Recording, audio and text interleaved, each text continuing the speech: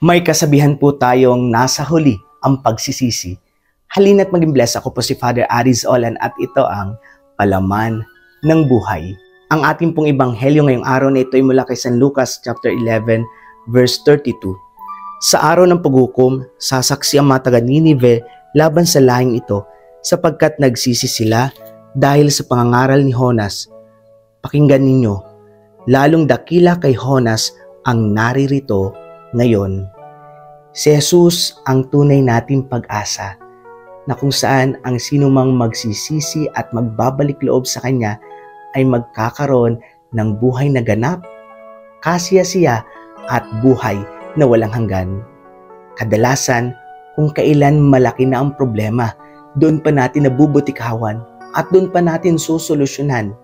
Kaya nga, lagi nating nasasabi, ayan, sa huli ang pagsisisi.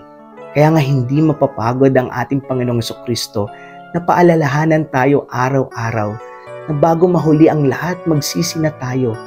Gawin na natin ang mga bagay na dapat natin gawin. Magpakabuti na tayo. At higit sa lahat, manampalataya na tayo sa Kanya sa diwa ng pagtalima natin sa Kanyang kalooban. At gayon din sa diwa ng pagsisikap nating mamuhay sa kabanalan. Kaya kung meron kang problema ngayon, sana magawan mo na ito ng solusyon bago pa mahuli ang lahat. Lumapit ka kay Kristo dahil sasabihin niya sa iyo kung ano at paano mo masusolusyonan ang problema mo.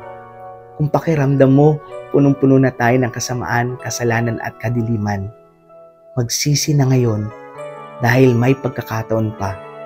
Hindi tayo ipagtatabuyan ng ating Panginoong Jesucristo kapag tayo lumapit sa Kanya.